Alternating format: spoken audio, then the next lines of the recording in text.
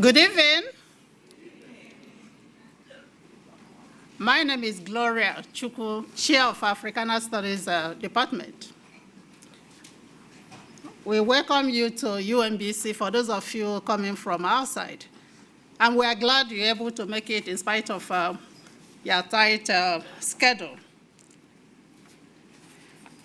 This year marks the 41st annual WAB Dubai Distinguished Lecture. And before we start with the program, I have one or two announcements to make. I want to remind our majors and minors about the Africana Studies Scholarship and Creative Award. Application deadline is November 25th. Please remember to submit your application. For those of you who are also interested in diplomacy, we are now recruiting students for Model African Union that is going to be held in Washington, D.C. in February. If you are interested, please stop by my office or send me an email, chuku@umbc.edu, chuku@umbc.edu. I also want to thank our co-sponsors of this event, Office of the Dean of the College of Arts and Humanities and Social Sciences, Center for Social Science Scholarship, the Dresser Center for Humanities, Office of Undergraduate Admissions and Orientation, Office of Alumni Engagement, and the Department of Philosophy. Welcome to the 41st Annual WAB Dubai Lecture.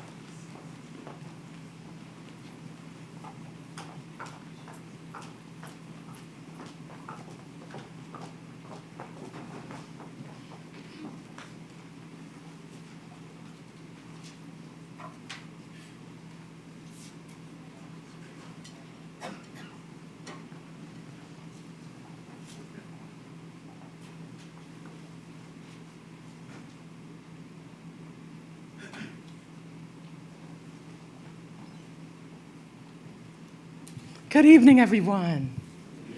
Would you please stand for the anthem, lift every voice and sing?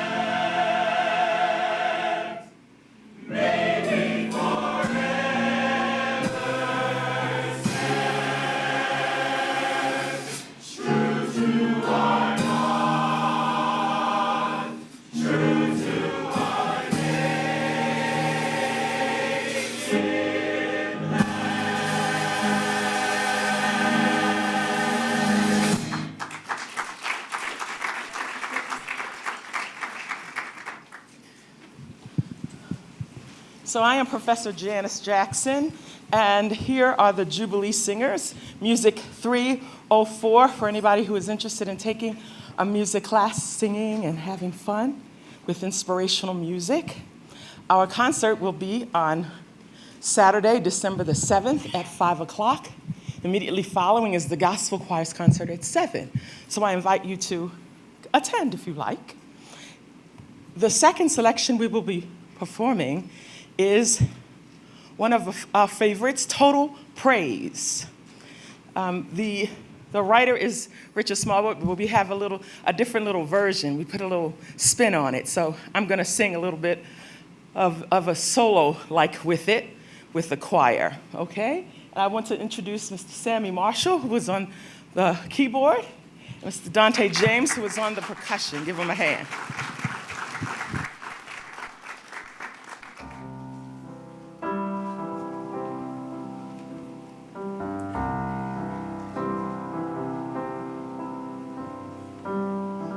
Lord, I will lift mine eyes to the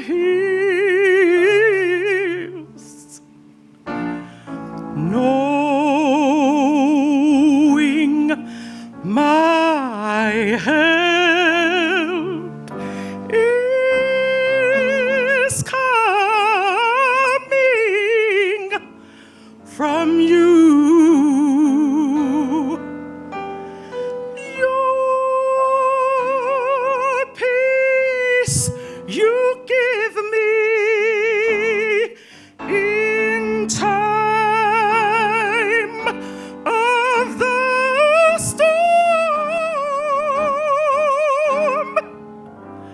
You are the source of my strength. You are the strength of my life. I lift my hands in total praise to you.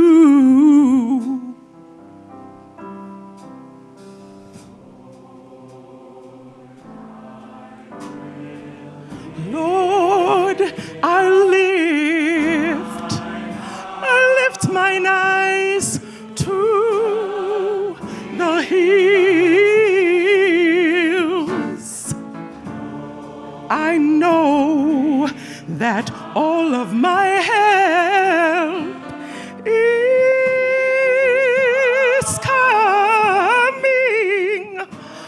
coming from you.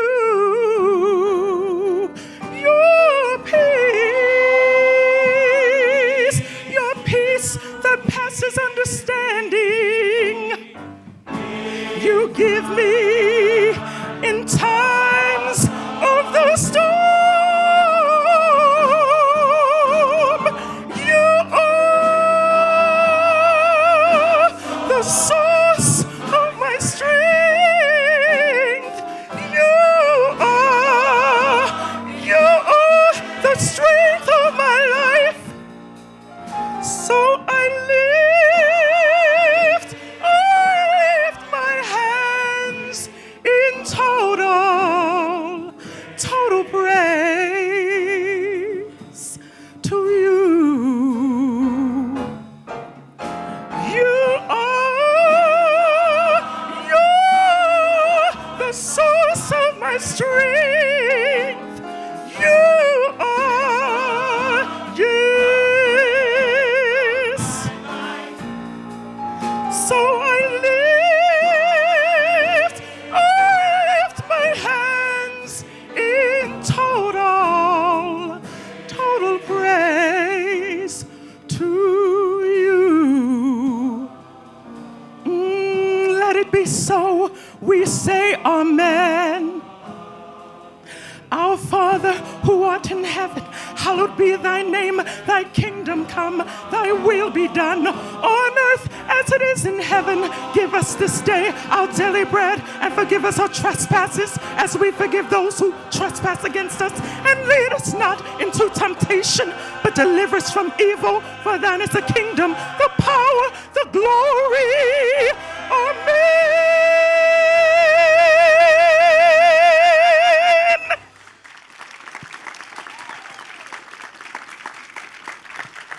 Howard Nicholson, our student assistant. Thank you very much.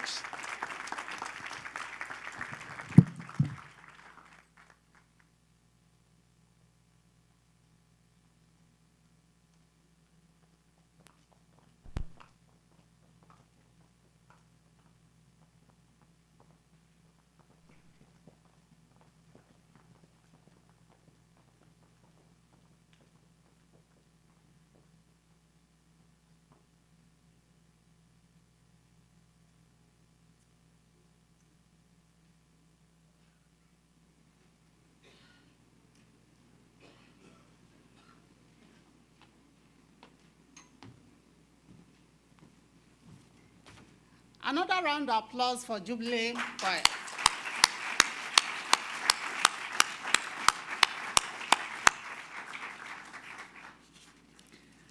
The person I'm about to introduce is no stranger to the W.E.B. Du Bois lecture. He's a friend of Africana Studies Department. He is an alumnus of political science, graduated in 1975. He is co-founder of the Second Generation Scholarship, and he has continuously supported that scholarship and, of course, this lecture. I invite Attorney James Wiggins, to present the scholarship awards to the awardees or recipients.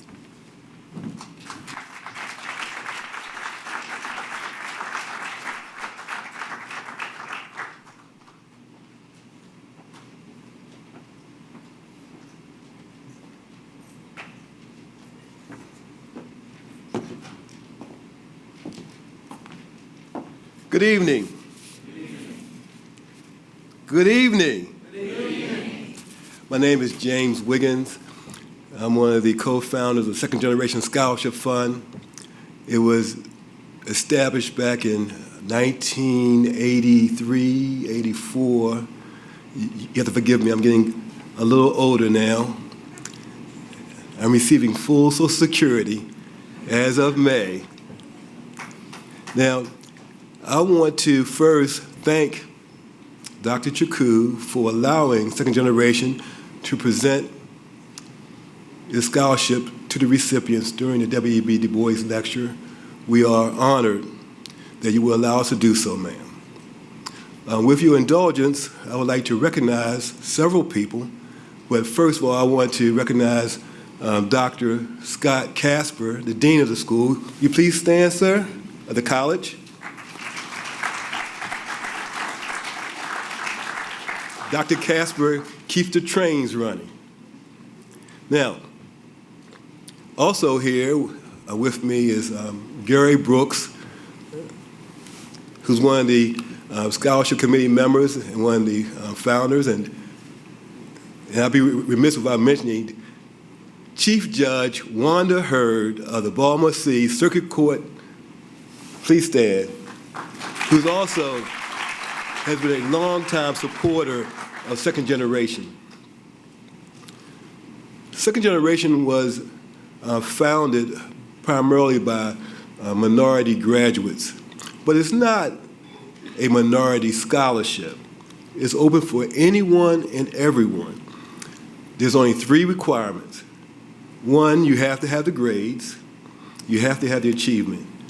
2, you have to have some commitment to diversity and to community and to assisting others, reaching back. But 3, And this might be the only scholarship that requires that a student, an applicant, must take at least one Africana Studies course to be eligible. The reason why is this. When we first started at UMBC back in 1971, 72, 73, afterwards, UMBC was not as welcoming as it is now. We were often told that, no, you probably won't be successful out here at UMBC. But one place where we could go, our refuge, was the then African American Studies Department, where they instilled in us that we were as good and that we could achieve as well as any other student on this campus. They went a long way to making people like Gary and myself and Judge Hurd successful in our endeavors. And I would say to you, if you are successful at UMBC, you can compete with anybody from anywhere, from any other school. I believe it. I know it to be true. One more thing I would say to you, the friends who you have met now at UMBC will be the friends you will have for life once you leave this school. UMBC is a great place for you to be. Now, without saying anything else, I want to, I'm sorry, I didn't mention greetings to Dr. Waraboko, our guest speaker. Now, we have 3 scholarship recipients. One will not be able to be here today because he's receiving an amazing opportunity. And the first one will be Muhammad Khalid. Muhammad Khalid is currently a pre-computer science track with a focus on cybersecurity and plans to graduate in 2022. As a student, Muhammad's educational interests have steadily evolved to include experimental learning, which has shaped his worldview. He is an active participant in the STEM Core program and encourages underrepresented minorities to pursue STEM-related fields. He's also a participant in the Male Student Success Initiative program, in which minority students are encouraged to pursue their passions in their chosen fields. As an ASM News intern, he helps to lead efforts to emphasize the important achievements of Asians in the United States. He's also served as a participant of Creative Coders, a service program in which UMBC students teach Scratch coding to middle school children. Recently, he was elected as a finance board representative, a critical role that puts him in a role to help allocate funds from student activity fee to hundreds of student clubs and organizations. Muhammad has an inherent desire to pay it forward by serving others, and this is driven by coming from a family of immigrants and overcoming many obstacles in his life, including time in an ICE detention facility. While there, he advocated for himself and others and realized the extent of the journey he still needs to make in order to create a more just, pluralistic, and equitable society. He utilized his writing and public speaking skills to advocate for more educational and vocational opportunities for all immigrants and has also helped others navigate through the court system.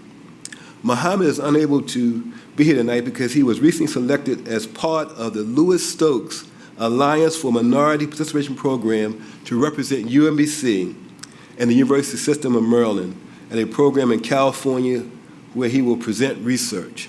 Please give him applause.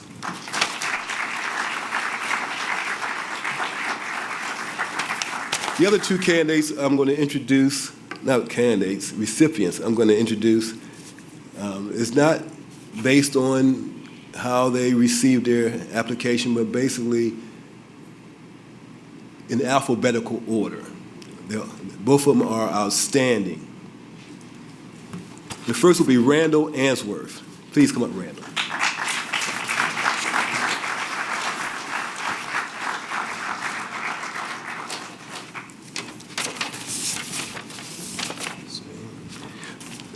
Sure. Randall is a philosophy and history double major and will graduate this December. Mentorship and community service are areas in which Randall has dedicated his life. While in high school, he created a mentoring program called Brother to Brother that promotes the development of disadvantaged urban youth through peer-to-peer mentoring and service. While a freshman at UMBC, he continued to work to improve the lives of minorities through the internship with Chief Judge and UMBC alumna Wanda Keys Hurd of the Circuit Court for Baltimore City. During Randall's internship, he witnessed Judge Hurd place an emphasis on restorative justice, and he helped her by conducting legal research and assisting with writing legal opinions that address unequal or unfair treatment in law. Randall has also completed internships with the Baltimore-based Center for Urban Families and the Government Summer Internship Program. There he presented a policy paper to the Hogan administration on inequities in Maryland Housing Court.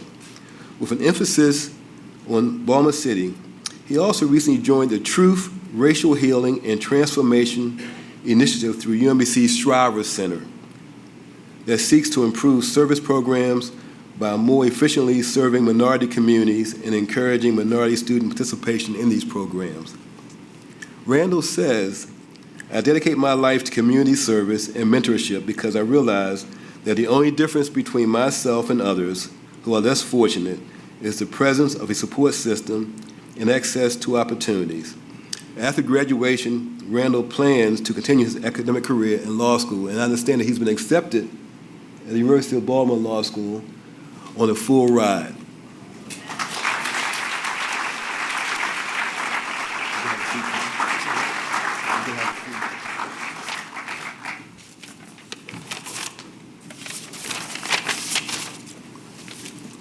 Next is Olivia Hardy.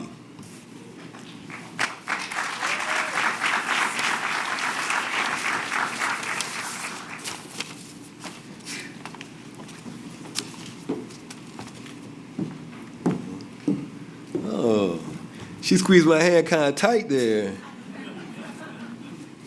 All right. Olivia Hardy is a health administration and public policy major with a minor in political science and philosophy who will graduate in 2020.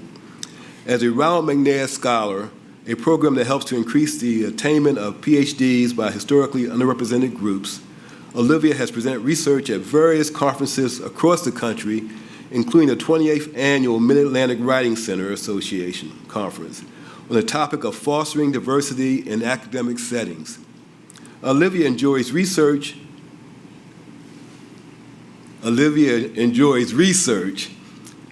and intends to become a subject expert on how human health is impacted by the surroundings.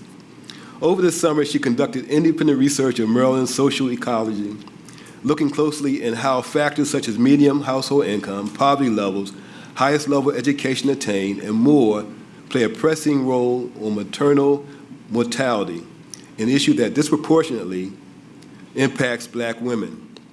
Olivia has various academic honors, including making the President's List, as well as her sorority, Alpha Kappa Alpha's 4.0 Club. Olivia is also committed to service and has volunteered with the STAR program, an on-campus organization dedicated to helping elementary school students from low-income families foster a love for the STEM discipline. Also, as part of an initiative with UMBC Center for Democracy and Civic Life, she co-led an alternative spring break program that supported homelessness and rehousing efforts in Baltimore City.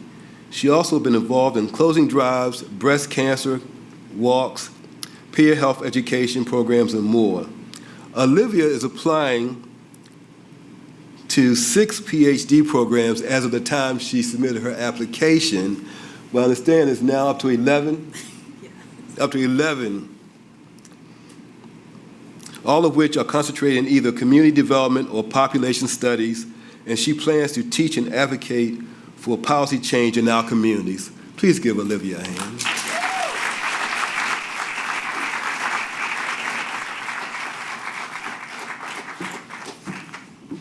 Once again, I'd like to thank Dr. Jaku for allowing us to present our scholarship to our recipients here. It's very important to second generation that we be able to give back and assist those who assisted us. And I want to thank you for your time.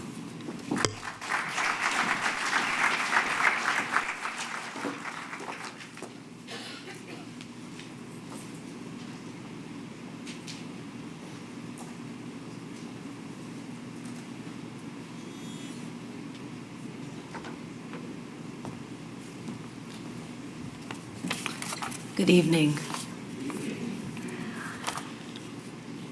Dr. Nimi Wariboko is the Walter G. Mwelder Professor of Social Ethics at Boston University School of Theology and the former chair of the Philosophy, Theology, and Ethics area at Boston University.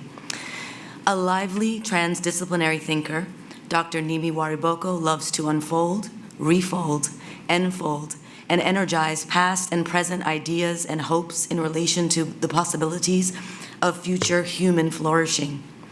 The 5 pillars of his scholarship are economic ethics, Christian social ethics, African social traditions, Pentecostal studies, and philosophical theology. The structure of this creative body of work, which is characterized by rigorous interweaving of original insights from each of these fields, is mapped out by the following 5 central titles. The Principle of Excellence, a framework for social ethics, presents social ethics as action-provoking and guiding theories of praxis and actualization of potentialities for a more flourishing, inclusive, and creatively reconciled society. The Focus of God in Money, a theology of money in a globalizing world, is a call for an alternative, inclusive global monetary system that can better support developing economies. Ethics and Society in Nigeria, Identity, History, and Political Theory explores the emancipatory core of African culture. The Pentecostal Principle, Ethical Methodology in New Spirit, develops a pneumatological methodology of ethics for public policies in pluralistic communities that are open to God's Spirit. And Economics in Spirit and Truth, a moral philosophy of finance, situates a social justice-oriented care of the soul at the intersection of radical continental philosophy, economics, and politics to craft an ethics of anti-fragility and potent freedom that might counter the fragilities unleashed against our socio-economic fabric by late capitalism or global finance capital. Among his many awards, Dr. Wariboko is the recipient of the Christian Association of Nigerian Americans Award for Excellence and Distinction in Academics, the Ali Mazrui Award for Scholarship and Research Excellence, and the Trinity Theological Seminary Accra Legon Ghana Seminary Medal of Honor in 2015. In 2018, he was elected to the American Theological Society, whose membership includes renowned theologians, philosophers, and ethicists, and is limited to only 100 at any given period.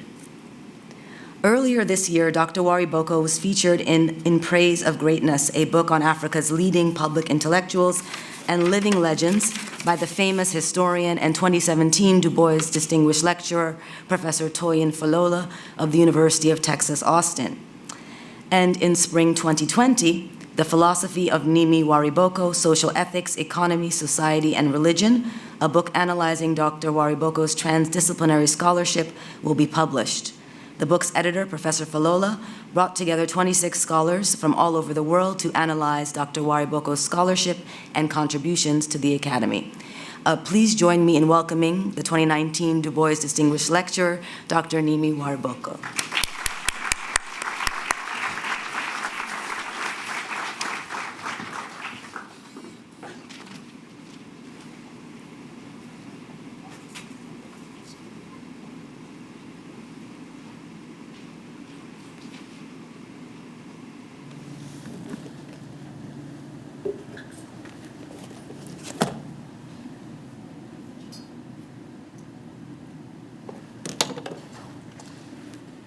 Good evening. First of all, I'm very glad to be here, and I'd like to thank Dr. Gloria Shuku, the chair of the Africana Department, Dr. Caspar, the dean, and Melinda Belling that had just introduced me, and Wanda Soares Nottingham that has been planning this, my coming with me. It's been very wonderful. I was in her office, one of the best offices you want to visit on campus with African arts. I like that. What I would do, the topic is the future of Du Bois. What I want to do in the next 45 to 50 minutes, I will start by reading the introduction to the paper I've written, so you get kind of a picture of what I'm trying to do. Then I'll go through the PowerPoint, and at the end, I come back to some reading. So that way, you got to understand the whole lecture before we go into the PowerPoint. And by the way, there are great things in the PowerPoint, especially, you see the photograph of the last house Du Bois was living in when he died. The night he died, that he sent a text to the marchers to Washington. That night, the house, his grave, our picture, he studied everything. So if you like pictures, you're also going to like the lecture. So let me start. I said the future of Du Bois, consciousness, citizenship, and epistemology in Africa.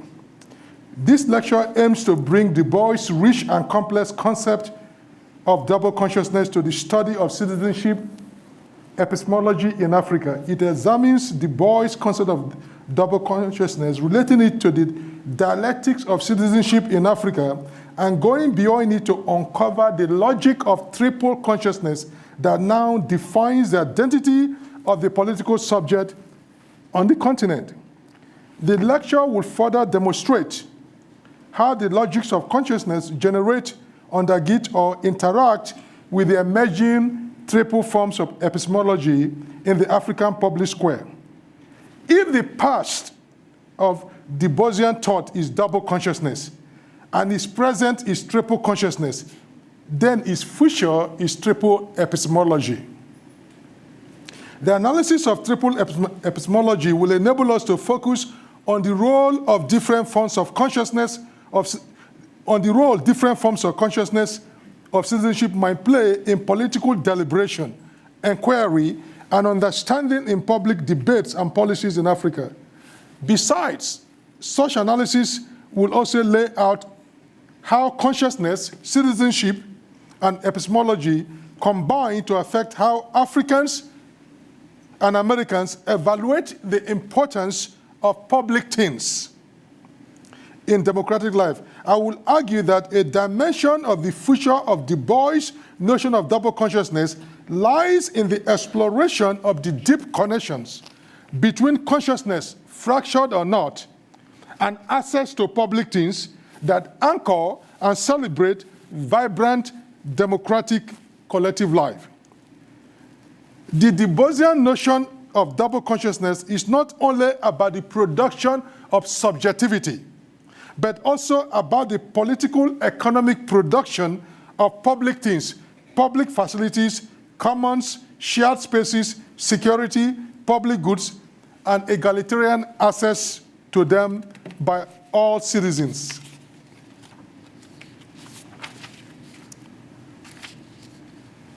The focus about the future of this triple epistemology, I will be conceptualizing personhood or citizenship consciousness as a form of epistemology, at least as a cultural tradition.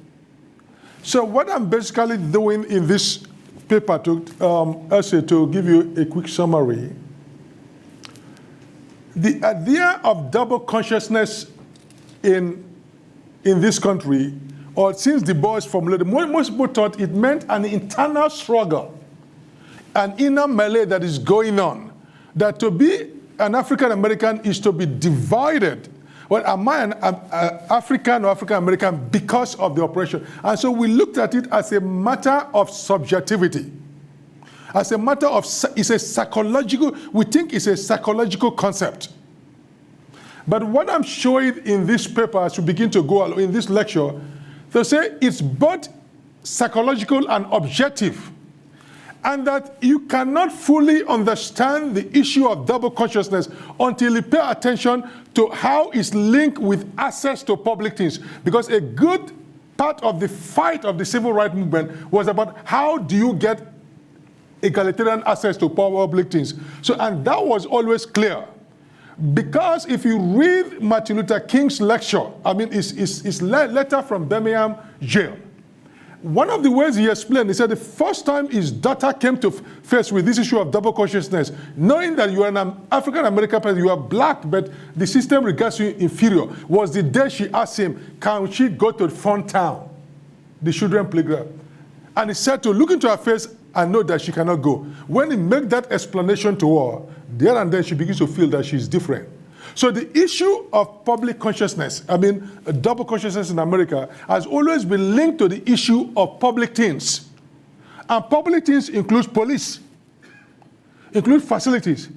And therefore, to understand the concept of double consciousness as only a psychological internal matter is to actually devitalize the concept. It's actually about public things, and it's important that in a democratic system, we cannot really build a democracy if there is no public things that call us together. Public things which every citizen has access to. And so the question we need to ask ourselves, why do we continue to have public double consciousness as blacks, as African Americans? Is the issue that till today, we are still fighting over egalitarian access to public facilities, egalitarian access to security, egalitarian access to public goods. And this is the way to look at it. Because it's very important to understand that Du Bois was not talking about just internal subjectivity. He was talking about how the system, the objective reality was affecting you. And those objective realities were symbolized by public things. So, before we go to the slide, the issue of understanding double consciousness in America is not only blacks that have double consciousness. Public institutions have double consciousness. Police have double consciousness. Because the police as a public institution is supposed to treat everybody equally. But the police looks at a black person with a different consciousness and looks at a white person with a different consciousness. The judiciary does the same thing. So it was really hitting at the democratic theory of American life. That in America, democracy is internally split. Because if it is not blacks or racism, it will be what? Gay and lesbian, it will be different groups. At any point in time, people do not fully have access to the American public square or to the things that hold people together. And that's what Du Bois ultimately is about, and our ability to see that connection, that double consciousness is not just a matter of the mind of the African Americans, that it goes beyond that to say, how do we interpret access to public things? And that is what I want to lay out in this lecture. So that is Du Bois. And that is the famous statement where he made this. So I'll read it for you. He said, the Negro gifted with second sight in this American world, a world which yields him no true self-consciousness, but only lets him see himself through the revelation of the other world. It is a peculiar sensation, this double consciousness, this sense of always looking at oneself through the eyes of others, of measuring one's soul by the tape of the world that looks on in amused content and pity. One ever feels his two-ness, an American, a Negro, two souls, two thoughts, two unreconciled strivings, two warring ideals in one dark body, whose dogged strength alone keeps it from being torn asunder.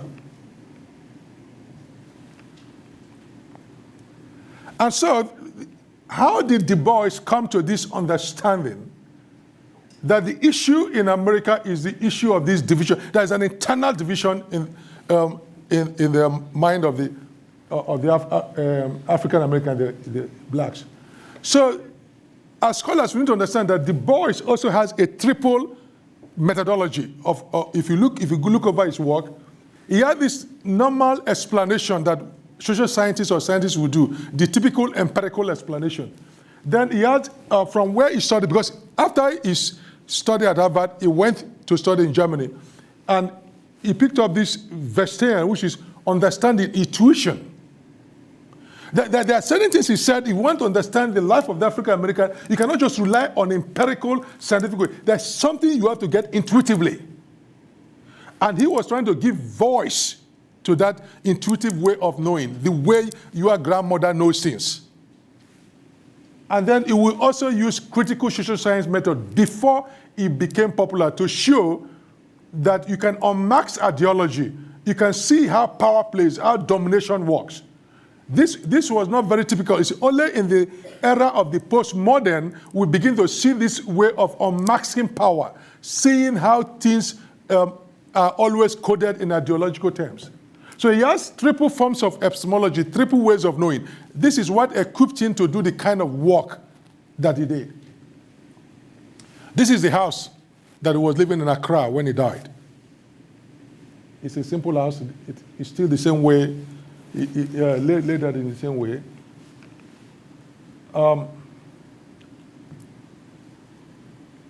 So what has African Americans, other scholars done with Du Bois, right?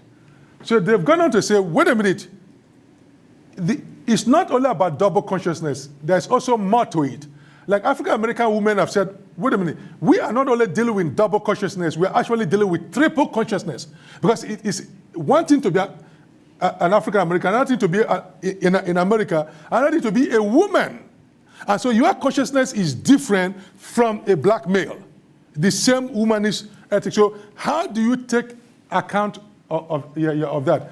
But one thing they quickly realized with Du Bois is that once you begin to think about it in that way, his concept of double consciousness is not static.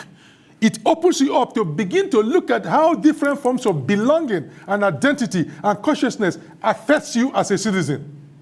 And so his concept is not static, but could go in many ways. It has opened up ways for people to see. Right? So I began to think about double consciousness as a form of becoming. If you're familiar with process philosophy, it's a way things become. Because once you open your eyes to see what is happening with your consciousness, how come you have different identities? You cannot really belong to the country that you call your own. And you find out that it's not only America that divides African American. The issue of gender also comes in, and other things come in. If you're an African woman in America, your consciousness is no longer about three. You also have a consciousness as an immigrant with an accent. You see how his analysis opens you up. So I said the notion speaks to the power to develop a group soul based on its unique dimension. It calls for transforming power, which is neither innate or inherent, which a folk must forge out of relative alienation and obscurity to tear down the vast veil that shuts them out of human flourishing. Double consciousness means becoming. Working out this dimension is the future of the famous notion. It's what is ahead in the life of the devotion. So what Du Bois is saying that anywhere you are critically examined, your belongings, your identity, and how should that affect your sense of citizenship, your sense of well-being?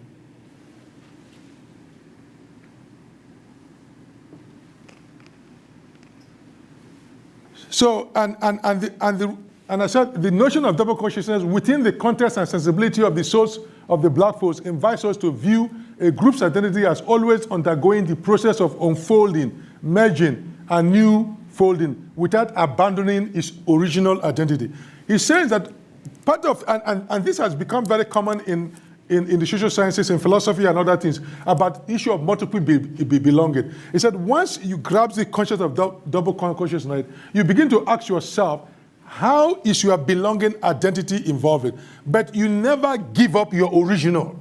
And that's why he said the African American just want to be an American without losing his Africanness. Because if you want to change in today's world and you want to lose your identity where you are, he said that is not the way to go. But he said you just want to be a good American without losing your Africanness, because he said your Africanness has something to contribute to America. And he said your Americanness also has something to contribute to America, and you don't want to lose any one of them. So this photograph is taken in the Bo's house. This is the famous academic gown, the first person to get a PhD at Harvard. And this was, so the thing is that he's traveling to Africa in his last days. One of the things he carried along was this academic gown. Right? What was this academic gown? 1896, that's when he got his PhD, the first African American to be awarded a PhD. And so he puts this in his study, and he's still there he's very old, over 100 years, but he took it along. It meant a lot to him. So I've given you an overview of the boys in Africa, in America. How about the boys in Africa? After all, somebody could say the boys actually is an African, not an American. He died as an African because he gave up his American citizenship and became a citizen of Ghana, right? And so the issues he was handling with what has happened in Africa. Africa too went through this issue of double consciousness, but instead of racism and slavery being the cause of it, it was, of course, racism under colonialism that caused, being caused by Christian missionary. Commerce also created double consciousness in Africa. What has happened, and an African scholar, Peter Eke, has shown you that what happened in Africa was this issue of two publics. So Africans too went through this question of double consciousness, right? So he said it created two sets of morality in colonial African society, where when they are dealing with the institutions that were set up by the Europeans, colonialists, right? They don't have any moral obligation to the public square.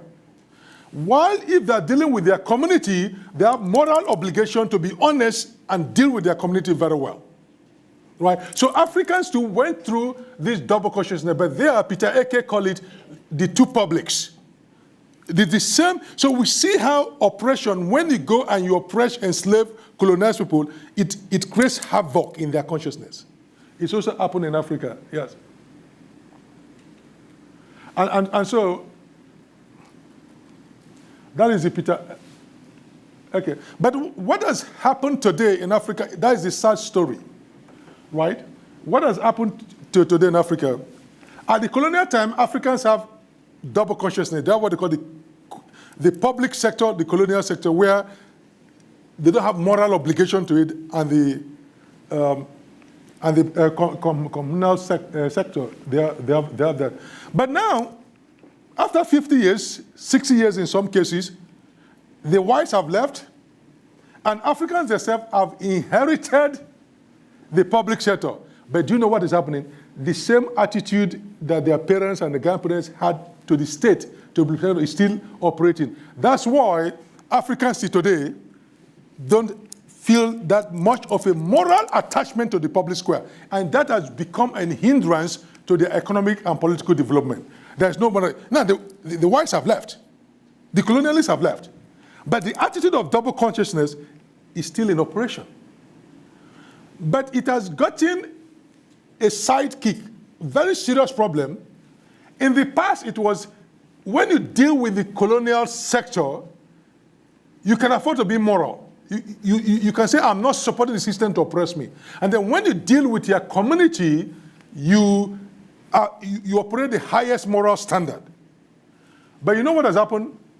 Because of that double consciousness that destroyed a generation of Africans in the way they relate to state institutions, today, that a good number of those same Africans relate in the same way to their community. Now, people will even embezzle money in their community. They will get the contract to develop their community, and they will not do anything. So you see how insidious this issue of double consciousness, if you're not very careful, it's not only outside, it begins to affect inside. So in Africa, what we have is that a new type of double consciousness is operating. But this time, it's not community, and it's not the primordial community and the state. But what is happening in Africa today is me and the rest.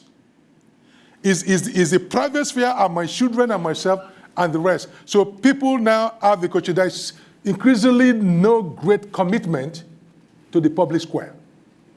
Right? So in my book on ethics and society, I call it the lotus self. So what is happening in places like Nigeria, individuals have become the lotus self. You know, the lotus flower in some religion is about a flower that grows very beautiful in the midst of death.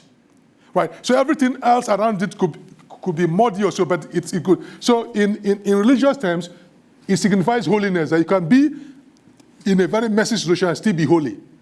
But I'm problematizing that thinking that in a place like Nigeria is a problem, because when people want to be wealthy and be all good and allow everything around them to fall into pieces, they'll become lotus self. But that's in a very bad sense. Because people will not walk to tar the road around them. Everyone will build their own water system, their own garbage collection system, their own security, their own almost private army to make sure that you're not kidnapped while everything is falling apart. It's because of years of this double consciousness that is happening. And so what do you have in Africa in terms of this, and it has brought forth a new way of thinking. You have the core. And the core of the African epistemology in the school system also is this Enlightenment neoliberal rationality that you have. And you have the margin, which is African traditional ways of thinking, is just now marginal. And then in between, you have a hybrid of these two systems. And so the African has an order within himself. There is no coherent epistemological system. Because you have these three forms, the imported European rationality operating against the background of inherited African traditional worldview. And then people are trying to forge something in between these two. And that is what is happening. And the more you get into this neoliberal enlightenment, then the kind of individual we are getting, the kind of citizenship we are getting is somebody who is competitive, self-interested. And the margin is the communal, I've explained. The sub-margin is the associational values that connect person cross-cutting. But it's not working very well. Because what happens is that you have the state that no one cares about, and you have the ethnic communal system, and in between, like what Hegel would call the civil society in between, is not functioning very well. And because I'm tracing it to this, I'm tracing this problem partly to this issue of double consciousness that started with colonialism. This is Du Bois' grave in the house that just immediately around a few feet from his house. That is where he's buried. And then this is to tell you what I'm saying about incoherent epistemology, and that kind of the way of knowing in Africa is in problem. If you look at this picture very well, something would you summarize everything that I've said. Somebody put a notice. He said, if you drop refuse here, Ogun, the god of thunder, will kill you in Jesus' name. No. Just a moment to take a look at it. Ogun is the traditional Yoruba god of thunder and lightning. Completely different system. And the person says, he's putting a warning. And he says, Ogun will kill you in Jesus' name. Now, the two are not supposed to meet. Christianity and Ogun Orisha. We are told they're not supposed to meet. But you see this issue of hybrid. What is happening?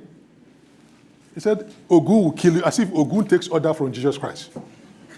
Right, that's what basically you say. So just in case, if you're not afraid of Ogun, you should be afraid of Jesus Christ. But anyway, I'm warning you, if you put your refuse, you are dead there. And again, you have the drawing of the skull.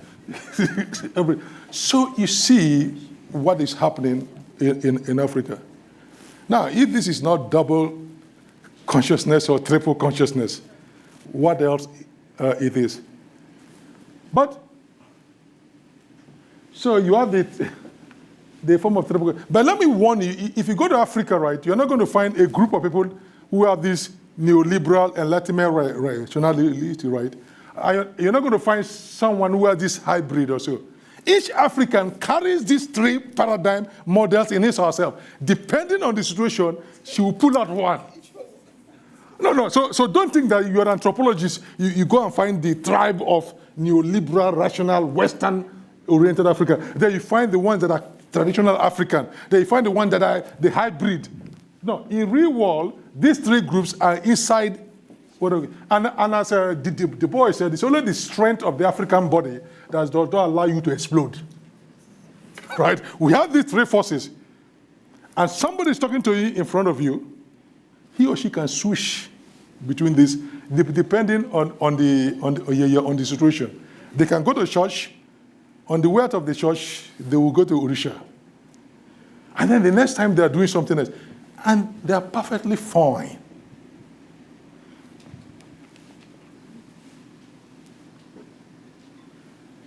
And the issue is this kind of split epistemology of consciousness. What is the effect on it on public things? Right? Because we are saying is that the way a people think, their rationality, their epistemology, will also affect the production of public things for democracy. And my thesis is that you cannot create a good democratic life if you don't have public things that will bring people together. So you need to have a public things. But I'm saying that these three ways of thinking is affecting how Africans should approach even the issue of public things. Right? So if you are neoliberal, even in America, it says, no, let us not provide public things, right? Let everything be privatized. But you cannot create democracy if there is no public institutions, public facilities that will bring people together, that will call for their loyalty together. And the fight about the civil right is, in a good part, is fight about public things and access to public things. To have access to the buses, to have access to the launch counter, to have the police 321. These are all public things, not private things. And so when your epistemology begin to say you are not interested in public things anymore, it's problematic. And what I'm saying is that African Americans fought for access to these public things, right? And then as soon as they won the right, at least some right to the public things, the state in America is saying, we're not interested in public, we're going to privatize everything. We're not going to do that. Right? It's just like when they came into the cities, the other groups left to the suburb. Now that they are public, they said, no, we are no more interested in public things. And this is, we need to pay attention to it, right? We cannot build a democratic life if you're not paying attention to our investment in public things. This school is a public thing. And it brings the citizens of this state together. And the question to us is, what kind of neoliberal consciousness is going on where America is divesting from public things all along?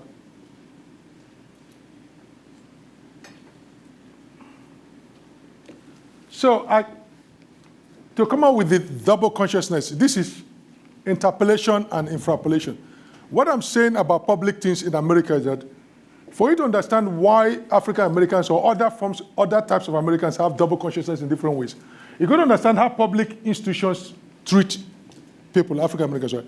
Now, public things are supposed to interpellate you into communal work, interpellate you into citizenship, right? It's supposed to interpellate you into patriotism. But from the one in this country, African Americans started as both teens and human beings. Understand that? So the issue of public things is very important. They started not as just human beings. They were human beings, but teens owned by slave owners or somebody. And so they never have access to public things. Public things never called them into citizenship, never called them into democratic citizenship. Rather, public things infrapellated them. What do I mean by infrapolate? Infra is the Latin word for below, to live below. To live below. So if interpellate is to connect you, infrapolate is a new word I'm coming up with, means that public things as an African American called you to live below your dignity, to live below your status as a citizenship. So could you imagine before Rosa Parks went in the bus, if an African American, what do? When you go into the bus, what do? You go to the back. So while you are standing in front of the bus already called it that you're not a full human being. And so when you saw in, you go to the back. And if the front section for whites is full, they can come to the back and you stand up, or you may even get down. So public things never called you into full citizenship. They always called you to live below your dignity. And so we should understand the role. And if you perpetually go through that, you are bound to have a double consciousness. So my point is, in America, it's not only citizens that have double consciousness. Public institutions have double consciousness because that boss, driver, or that judge, that police, does not treat every American with the same consciousness. It's also dealing with this.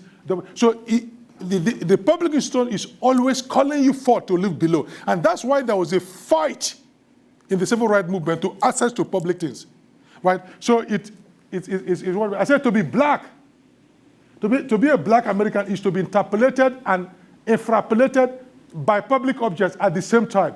Even if public things, objects and infrastructures were built by their labor and taxes, they do not constitute objects of integration and adhesion, and they do not underwrite their everyday citizenship. Public institutions like police, public institutions like buses in those days did not underwrite your citizenship. And that is at the root of double consciousness. I said national public things do not call black persons into community constituting work with whites.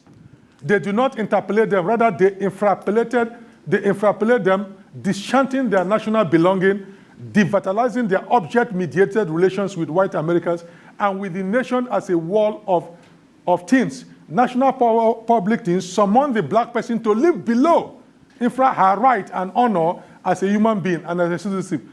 And as a citizen, she's not called to interconnect with whites as an equal, but to live below them. And so what I'm saying, part of the future of Du Bois, double consciousness, is to begin to think about what is the role that public institutions, public things are playing till today in either still making the African American live below his or son, or any other group, any other minority group. How does public institutions treat you? How does public things treat you? Are you called into community constituting work with the rest of Americans, or your case is different? This is Du Bois study. I was in the study in Accra. This is the room. And so basically, I would soon stop so we can have questions. What I'm saying is that to create a democratic life, you need also public objects to mediate between citizens. And that mediation is important. But if a group do not have access to that public things, it's going to create in them a sense of inferiority complex, a sense of double consciousness. And why is this topic important about public things and democracy? Why is it important today? Because we're in an era of neoliberal economies where the state, the local government, and everybody is moving away from investing in public things. We did not realize that you cannot have a democratic life. You can give people all the voting right they want and everything. But if you don't create institutions that will bring people together, we'll call them into one. And public things do that.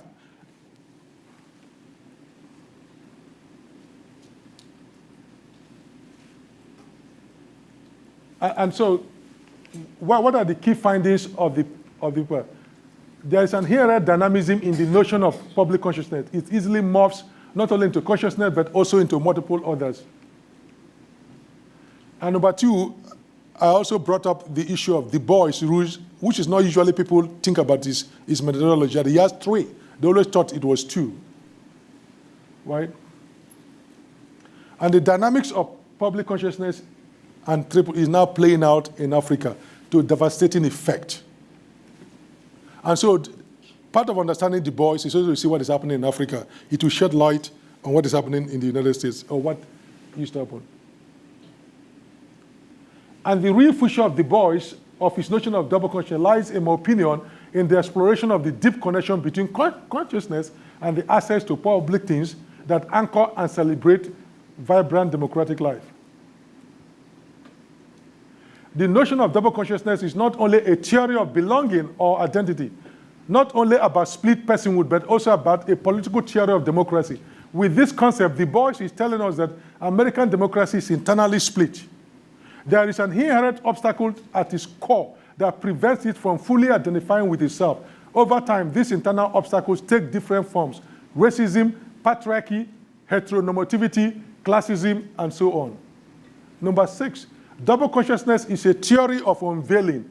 It says that before even the chains on your ankles are yanked off, the scales over your eyes must first fall off so you can envision living luxuriously in the blue sky region of opportunities. It is a prophetic intervention because Du Bois says something on page 5 in my edition of the Source of Black. He said, before he mentioned the double consciousness, on that very page, he said the day he realized that he was living behind the veil was the day a white girl in his class that just came from the South into the Boston area refused to accept a card from him because he was black. He said that day he realized that there was a veil. But he said, I immediately transcended that veil into the blue sky of opportunity. And scholars have been saying, how could you say you transcend the, we never live in a post-racial society. That's how could you have transcended the veil and live beyond it? And I finally understand that once you understand the double consciousness also as a prophetic intervention, just like the Hebrew prophets, right? Once you begin to get that, the moment you realize that this is what is going on, you've already on your way to your own liberation. You can now begin to see beyond that and see what you can do. So it unveils from you, before even the chains are off, you can now begin to see that there is a way out of it. I know where my problem is and where they're coming from.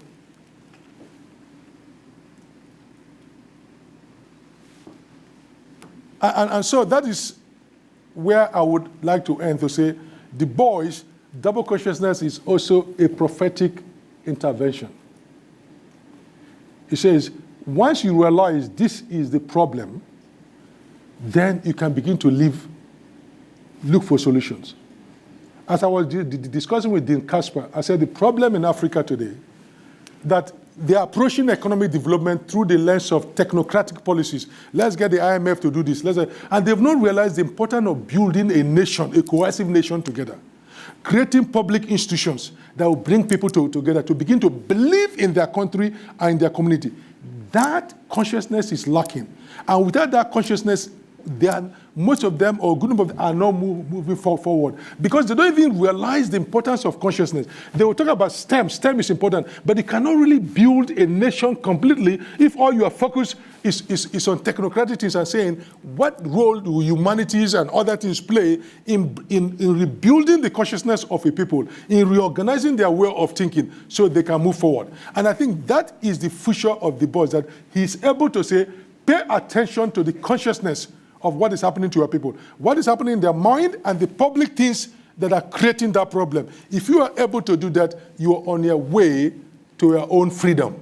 Thank you.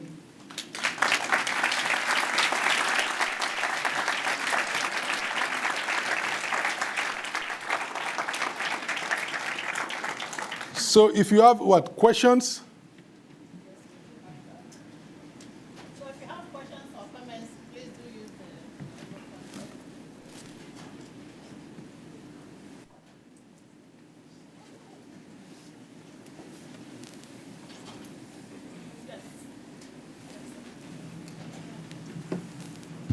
Hello. Do you believe that in regards to the economic and conscious conditions of Africa today, part of the problem is institutions like the IMF and the World Bank asking African countries to liberalize and privatize their economies? Mm-hmm.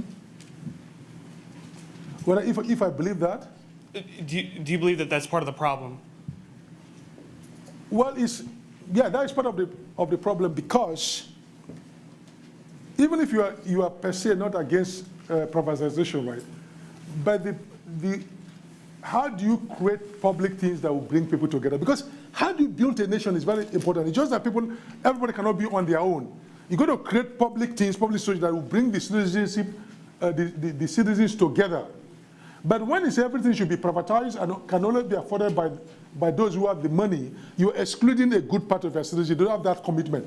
And in the paper I showed, very example, there's an Igbo group in southern eastern Nigeria, in the Owerri area, called the Mbari Arch. And what that shows is that from time to time, the community will create up to 200 sculptures and paintings. And Herbert Kohl in his work have shown that, so that the community can come together to create it, can come together to enjoy seeing it, and it renews the community. They realize long before that a community needs publicly owned things. So in Africa, you have sacred groups that people can access. You need to create public things that will interpolate people as a communal group. So the Mbari Art in Owerri area is an example. The community will create, could you imagine, in 1 year they'll create 200 or 100 sculpture pieces. And men and women will create it together. They will enjoy seeing it together. It will be there for years. They will do it again because they realize the importance that everything cannot be in the private sphere. Certain things need to be in the public sphere so that everybody will have the consciousness of belonging to one community, not divided consciousness. Thank you.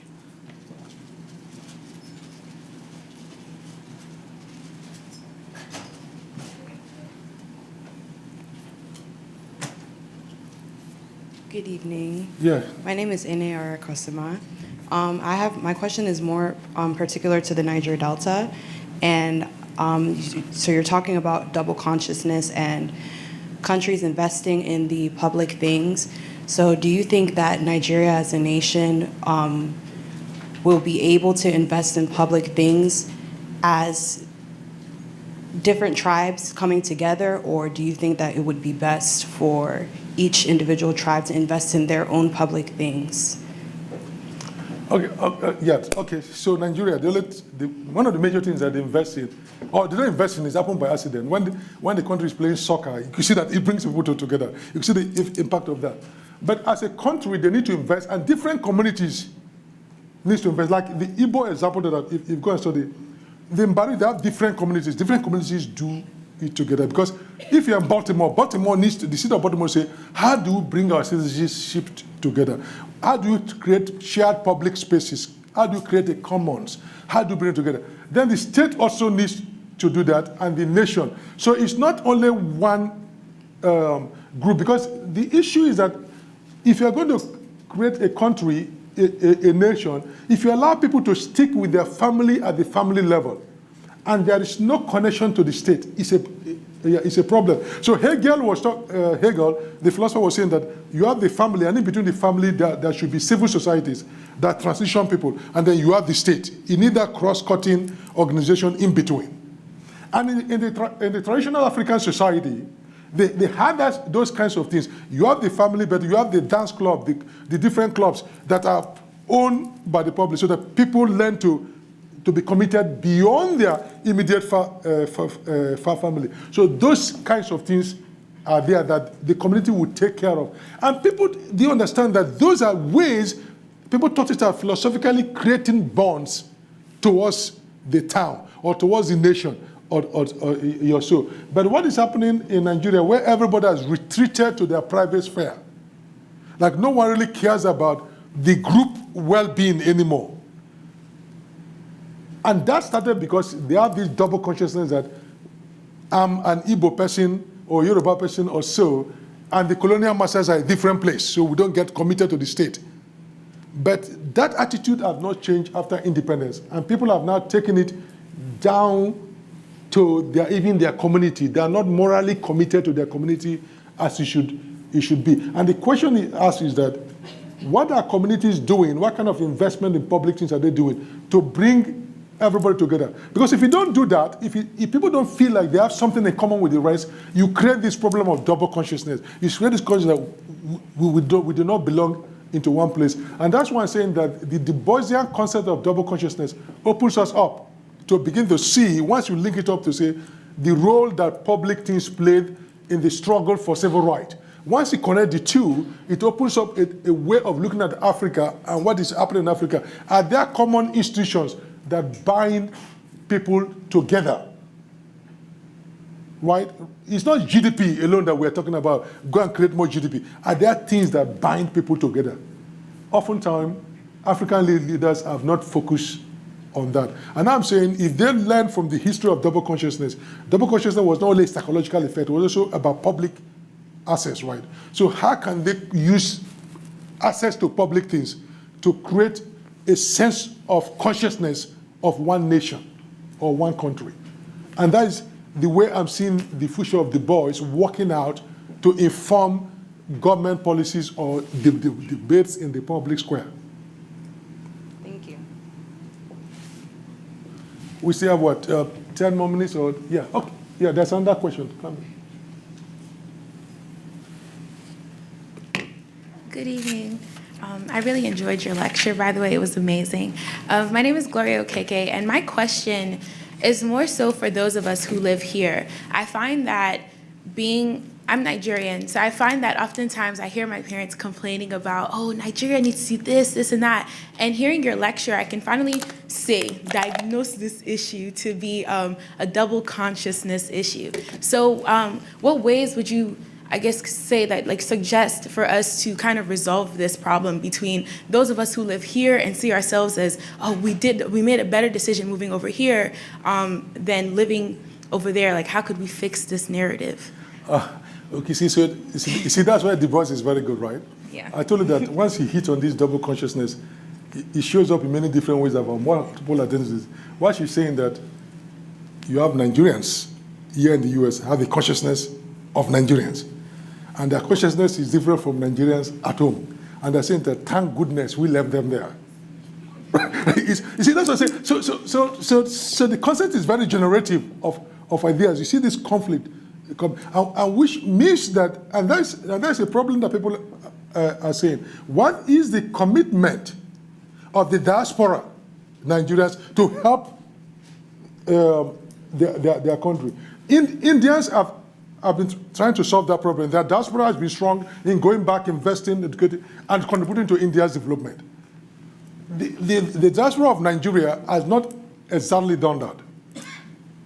Because Nigeria diaspora sends every year hundreds of millions of dollars. But it goes to individual family pockets, right? You can send it to your mom or to stuff. And so there's no national objective about it. But that again goes back to the story. How will your country, the country Nigeria, make you feel committed? And I'm saying that democratically is by creating institutions, public institutions, public things that will bring people together. And since it has not been done, so your parents and myself, when we migrated from Nigeria, we migrated from already a split consciousness there. Most of us didn't have a good commitment to the country before we come here. Because we already split from our parents inherited from the colonial masters. We already have this double consciousness in Nigeria. So when we came here, we just had another layer of double consciousness now. And so your parents, I guess they are my generation, then would say about Nigerians at home versus Nigerians here. But once we land in Lagos or somewhere, we now take our Igbo-ness, our Yoruba-ness, our Niger Delta-ness, you see. But all that shows is that how do you create cross-cutting communal ties? It has to be consciously done. You know, there has to be organizations that cut across. Right? And so even here in America, I found out that people are more at home with their local town union, with their state, than a pan-Nigerian organization. So what I'm saying is that African leaders have not purposely paid attention to say, how do you weld a nation into being? A leader that can do that. And one of the ways I'm saying that in a democratic setting is by creating public things. Because what have I learned from the struggle of African Americans with the double consciousness is that it was a struggle in America to get access to public things, public facilities. Right? Because if it's excluded, you are excluded, it doesn't make you feel like you are a true American. So an African that I was talking to about this project asked me a question. Said, sir, if the problem of African Americans was that they didn't have access to public things. And that means that they were called to live below their citizenship. And that created double consciousness, or one of the things that created double consciousness. She said, the problem in Africa that the public things do not even exist. So what kind of problem do you have? Right? In America was, the blacks didn't have full access to public things. And that could be a basis of double consciousness. But she says in Nigeria or that, government have not even thought about creating public things that will bring people together. Right? She says, so we have a different problem. How will government purposely create things together? I'll give you one example. I was talking with some church leaders in Nigeria. They all setting up universities. Good thing, right?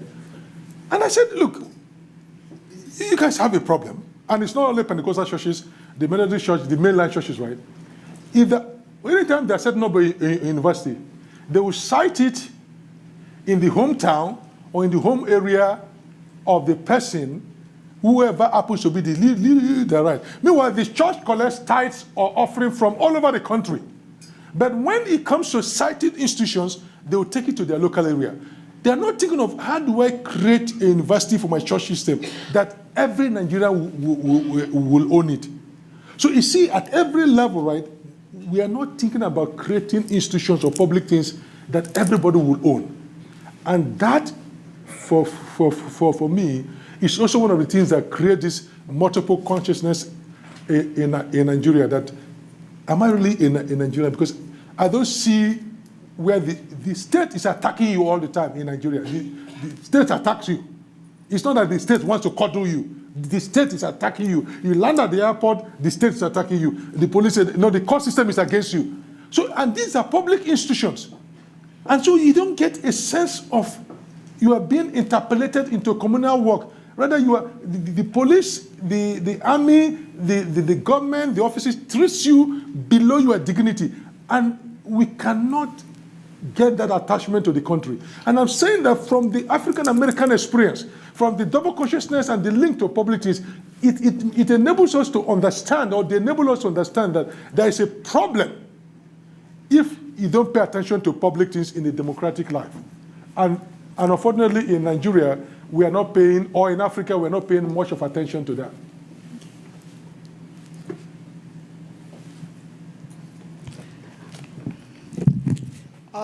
Thank you, Dr. Wariboko. I have comments, questions. Taking Nigeria as an example,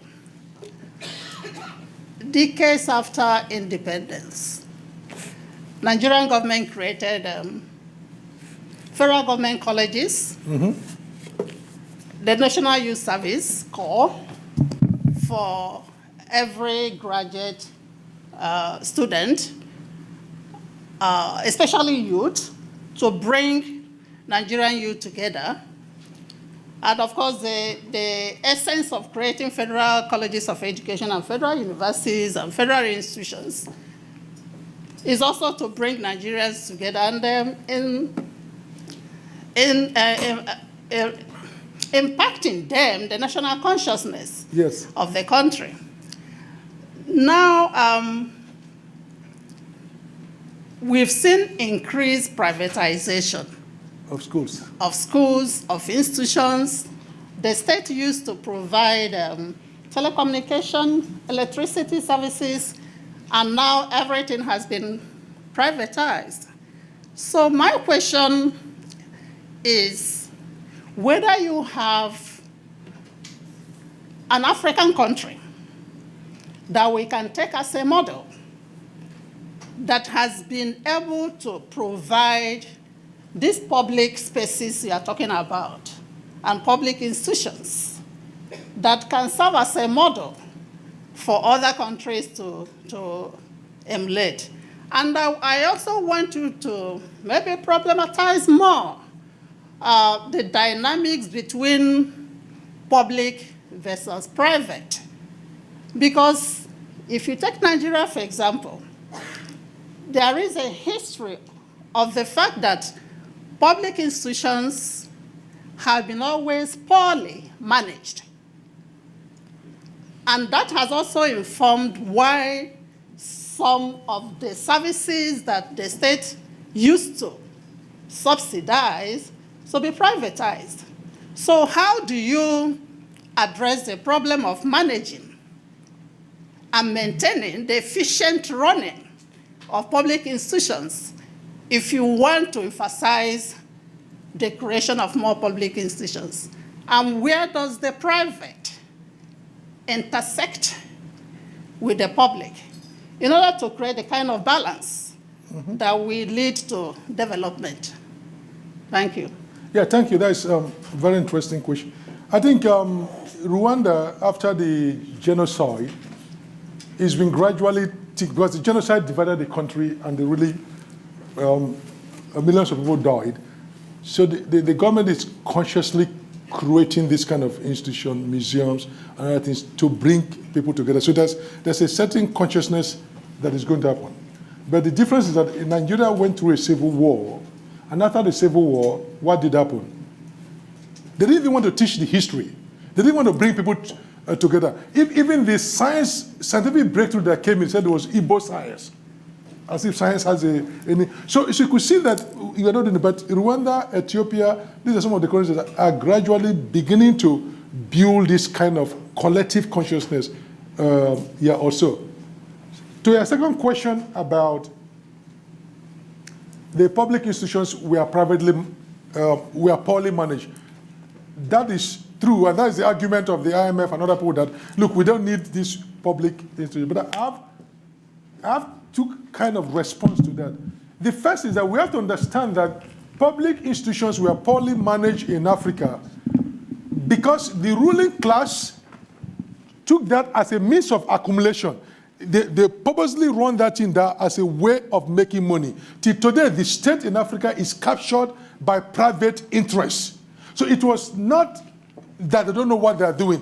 They purposely used those means to siphon money and no one held them accountable.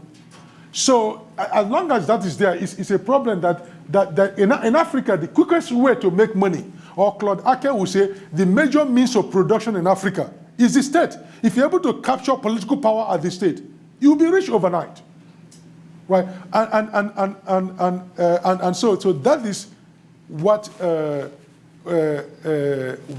was happening. But what I'm saying is that there are models in pre-colonial Africa and colonial, colonial Africa to say, how do you create that institution? Because it has to be a policy that you cannot create a democratic life if that democratic life is not also object-mediated.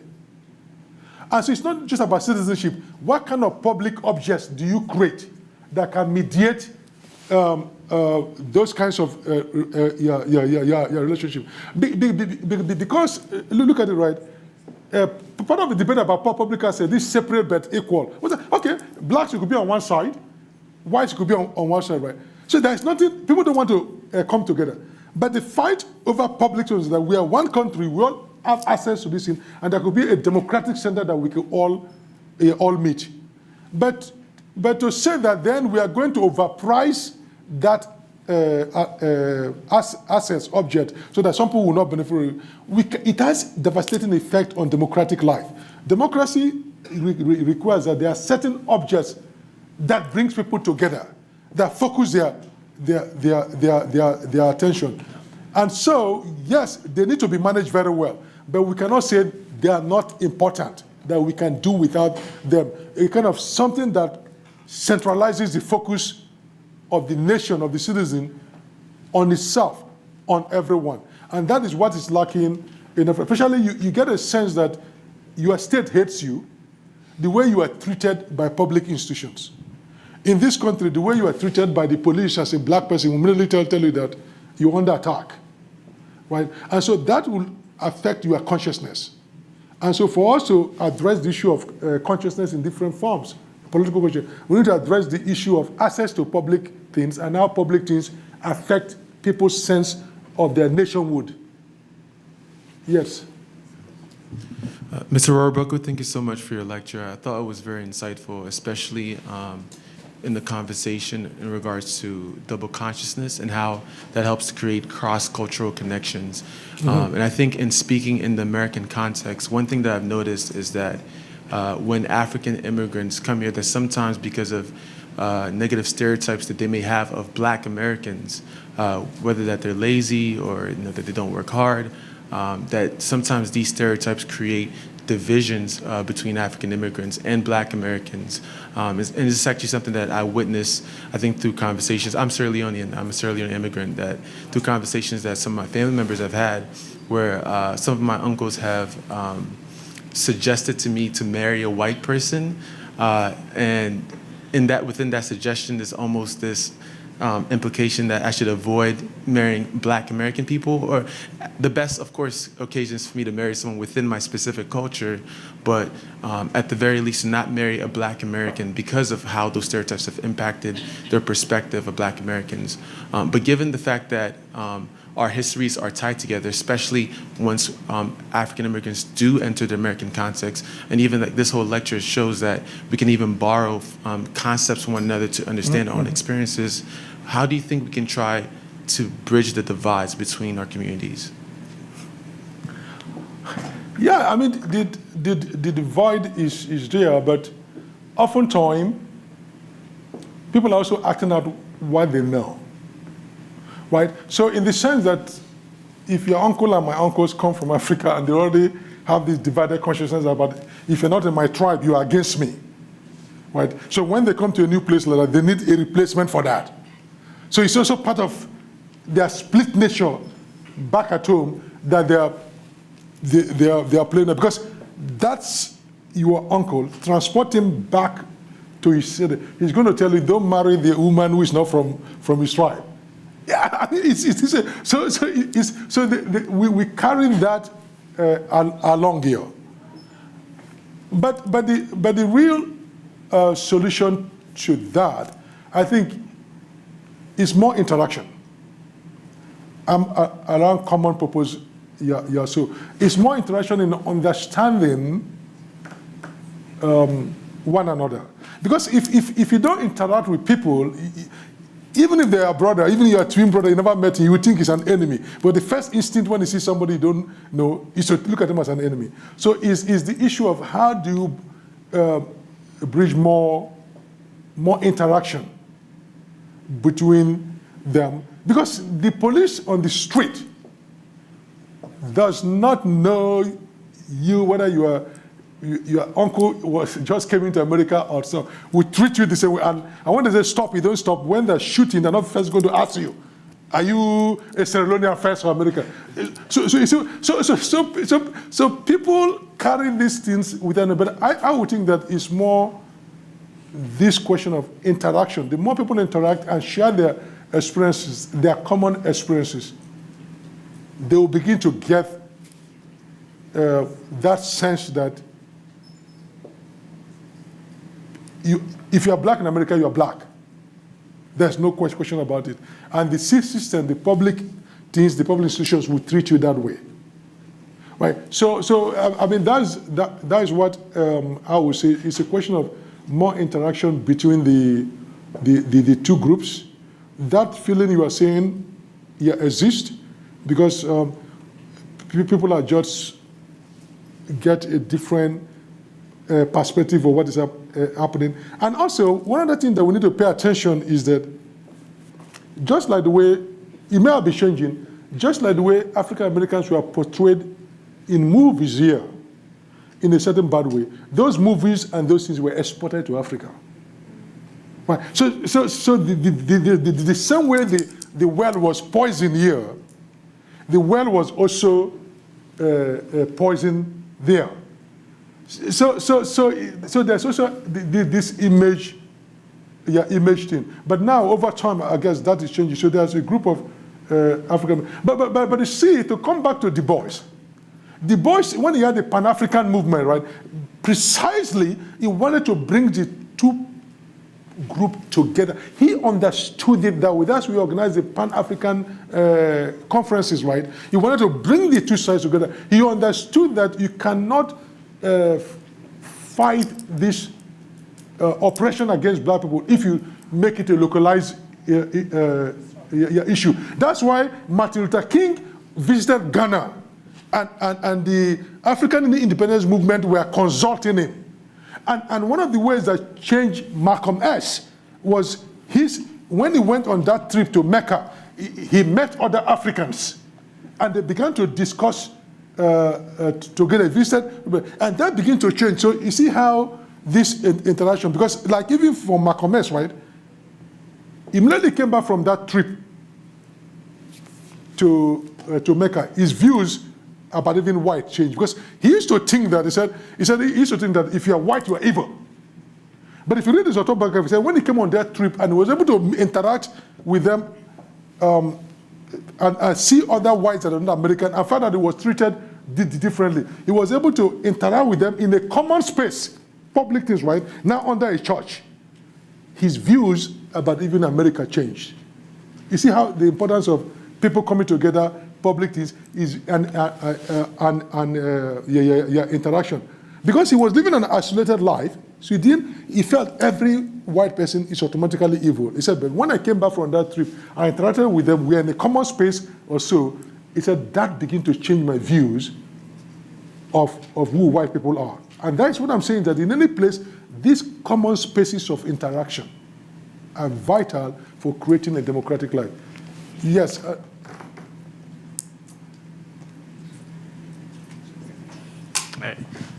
First things first, I just want to say thank you for your talk today. It was very enlightening to hear.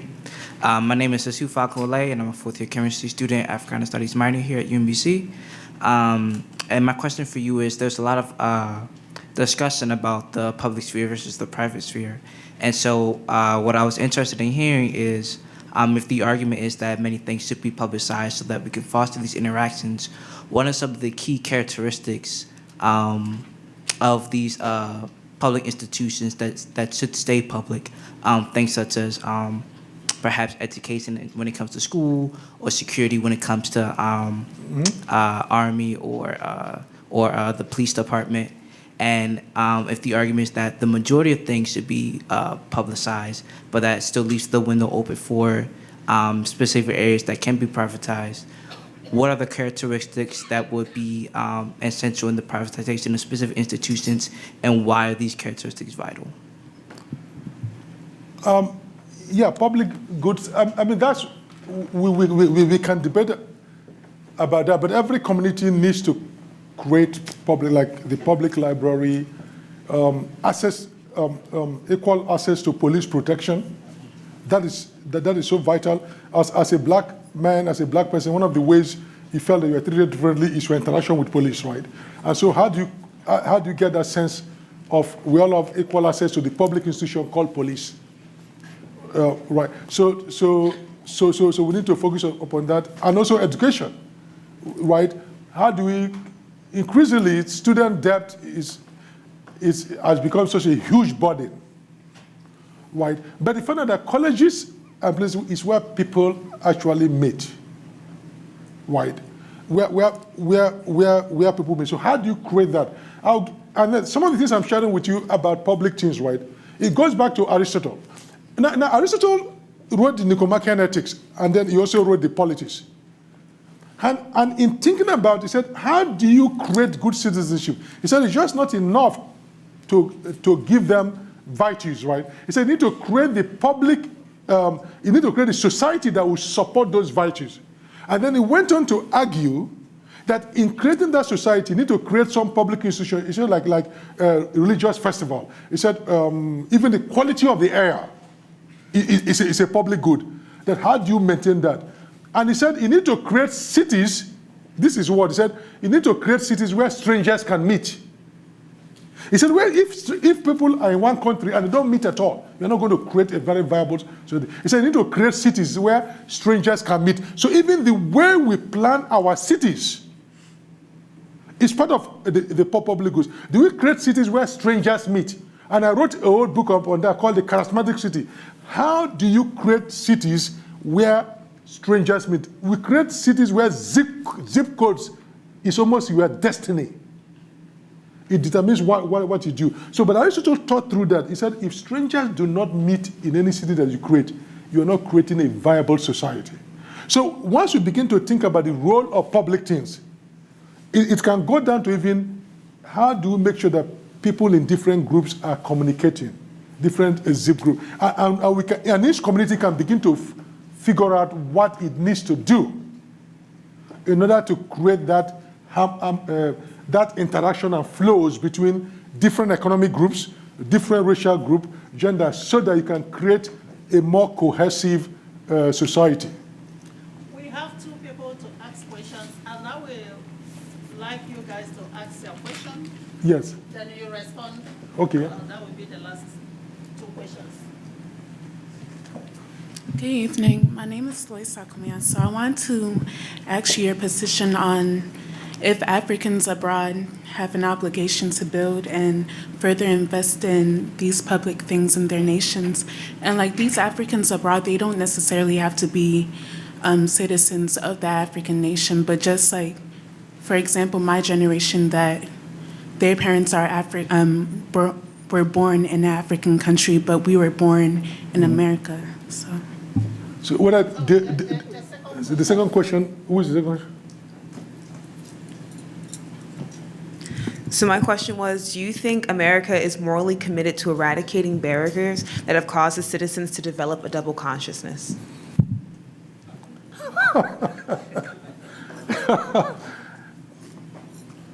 Well, America is morally committed to removing all barriers to public things so that everybody will be committed.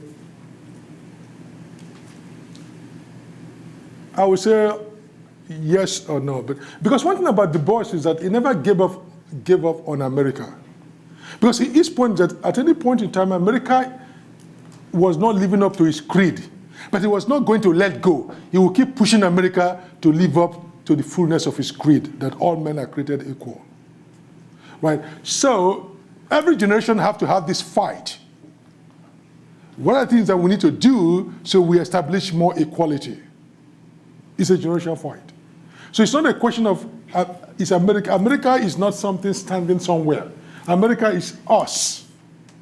So every generation have to fight. In our community, we have to fight to establish that common bond, to establish what works. You may not be able to win the fight at the national level, but in your little community, what are you doing to create a better society? What are you doing to make sure that everybody have access to the public institution that will make them feel that they fully belong to that community? And I think that is what you do. And to your question about if Africans need to be interested in public institutions where their parents, the diaspora needs to be interested in where their parents came from, the public institutions, right? Yes, that they should, because you have almost 1 billion Africans there, and something needs to happen. Everybody cannot migrate to the United States or elsewhere. So something needs to happen there. So it's our interest of America and even Africans here and African Americans to make sure that people there have the life. Yes, and it's brought together. Because if you don't bring common bond, there is fight. Look at the genocide that happened in Rwanda. The nation was there. And so we cannot stand another major war or genocide. But the thing also happens is that the African in the United States have a different kind of very serious double consciousness problem. Sometimes I ask them, make up your mind whether you are going to be, because some of them say, do I invest, like some of them say, well, I don't want to build a house in America. One day I'm going to move to Africa, right? And then they've been waiting to move to Africa till they die, they born, and have their children here, and Africa is not getting better for them to go, right? So they have this also, and that's not peculiar to being Africans. Other immigrants that came feeling that they felt their move is always temporary. I will go back. I would. And sometimes they are very angry with their children inculcated into the new country. Oh, you are getting lost. But they realize that they will stay here until they die, right? Oftentimes they don't go back. And so they also deal with their double consciousness, and they are struggling with this issue of, while they're in America, they still have thinking about, where I came from. And sometimes, hey, you might not be able to solve all the problems in Africa. The thing I tell them that, fine, it's good to pay attention to what's happening in Africa and do your best, but you are in a community in the United States. What are you doing in that community to improve that? You cannot live as a lotus in that community. You cannot live an isolated stuff. And that is the danger of being an immigrant, right? You keep thinking about your root and origin, and you are not fully participating in the community that you are in. You've stayed half of your life, 30 years, 20 years. You are still hoping to hop back.